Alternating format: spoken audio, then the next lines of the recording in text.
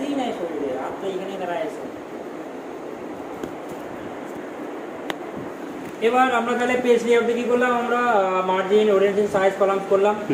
এবারে কি এখানে আছে আমাদের বর্ডার করলাম, বর্ডার করতে জানি, এখান থেকে নর্মাল বর্ডার রাখলাম। ওকে, ঠিক আছে। এবার কি পেজ কালার করব, তো পেজ কালারে করব আমরা ক্লিক। পেজ কালার বলতে এই পেজেরটাকে হোয়াইটটাকে আমরা চেঞ্জ করব।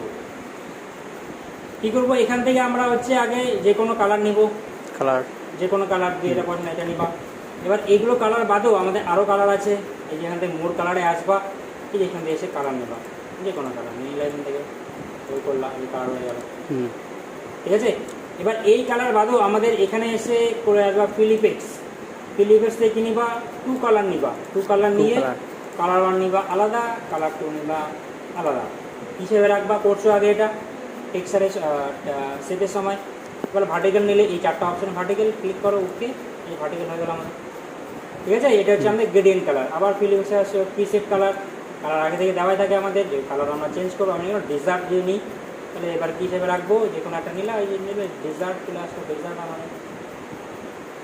আবার এখানে আছে আমাদের ফিলিপেক্স, এখান থেকে আবার আছে টেক্সচার, টেক্সচার কালার করছো এগুলো, হ্যাঁ টেক্সচার যেটা ভালো সেটা, কি পাথরের মতো কালার, তাই না, পাথরই মনে হচ্ছে।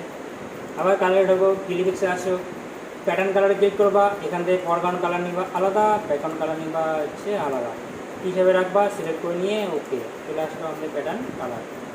আরও কালার আছে, এখানে আসো ফিলিপেক্সে আসো, কী আছে আমাদের পিকচার, পিকচারে ক্লিক, সিলেক্ট পিকচার, যদি পিকচার থাকে এই ছেলেটা আছে নিয়ে নিলাম, এই কপি করলাম, এই হয়ে গেল,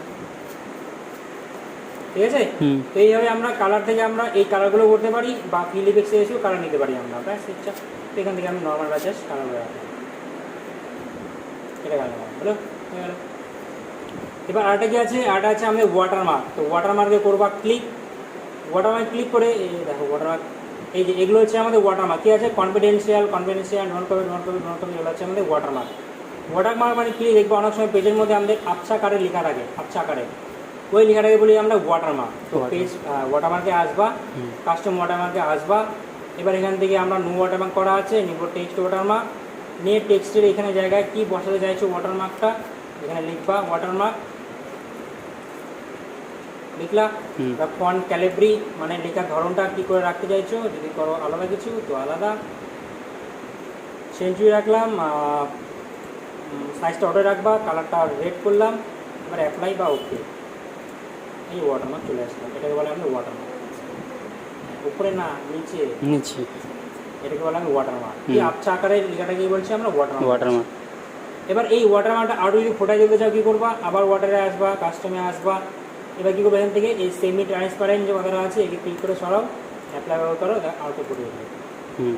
এই যে আমার টেক্সট ওয়াটারমার্ক। এবার আর্ট ওয়াটারমার্ক কী আছে, পিকচার ওয়াটারমার্ক। তো ওয়াটারে ক্লিক করবা, আগে একে রিমুভ করে সরাও, আবার ওয়াটারে এসে কাস্টম ওয়াটারমার্কে আসবা, এবার পিকচার ওয়াটারমার্ক নিবা, সিলেক্ট পিকচার করবা, এখান থেকে এই পিকচারটাই আছে নিলাম, একে ইনসার্ট করলাম, অ্যাপ্লাই করলাম, এই ওয়াটারমার্ক চলে আসছে পিকচার। বোঝা যাচ্ছে না, কী করবা, আবার ওয়াটারে এসে কাস্টমে এসে এখান থেকে আমরা ওয়াশ অফটাকে সরাবো, সরালাম, অ্যাপ্লাই করলাম, বোঝা গেল। তাহলে পেজ কালার থেকে পেজ কালার করো, ওয়াটারমার্ক থেকে টেক্সট ওয়াটারমার্ক বা পিকচার ওয়াটারমার্ক যে কোনো একটা সেট করো, ঠিক আছে। আজকের মতো